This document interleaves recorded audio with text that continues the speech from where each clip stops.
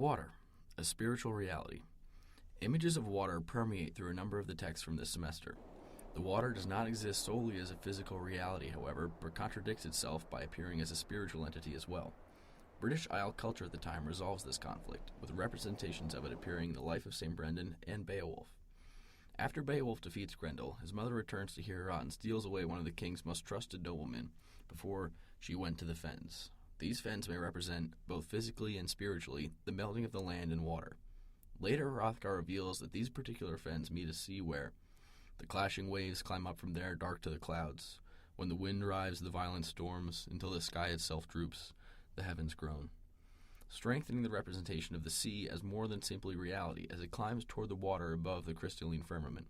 The sea also suggests a representation of the green world, when Beowulf must travel to the sea to avenge the nobleman's death. Grendel's mother exists almost solely in these fens, leaving only once to enact revenge, thus there where Beowulf must defeat her. This imagery, including the half-human, half-demon nature of Grendel and his mother, alludes to the notion of the sea as a place where the supernatural or spiritual entities are more accessible to mankind. The same imagery appears in the Life of St. Brendan as he travels the ocean in his currach. Due to its lightweight construction, the currach could not be seen as appropriate for long ocean crossings. St. Brendan uses his boat anyway to travel his circular, perhaps seasonal journey from island to island. Often floating, without the use of oar or sail, Brendan relies heavily on the influence of the ocean currents and waves. Taking into account the text's religious context, this choice may represent a belief in God's greater connection to the physical reality that is water, over such other things as human motor power or the wind.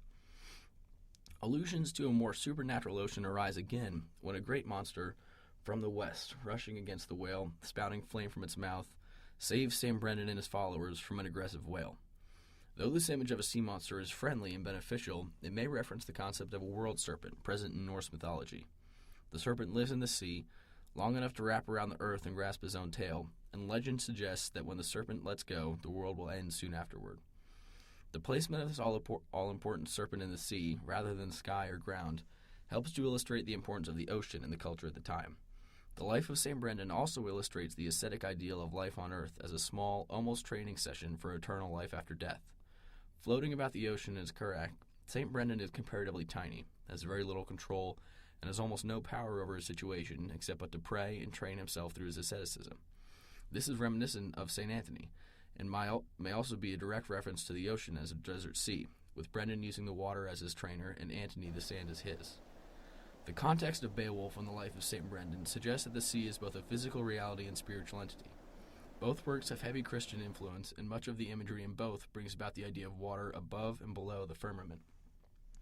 In Beowulf, the imagery of the waves, climbing up until the sky itself droops, may allude to this idea that perhaps in the area where Grendel's mother lives, the presence of the sea, or the power of the water, provides a strong enough force to bend the confines of this crystalline layer.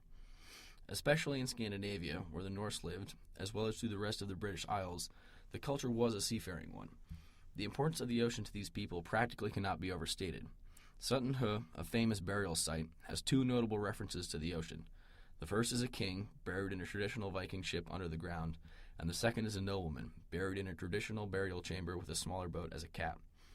The ocean was so integral to their lives that they believed a man should have access to his boat, even when buried on land.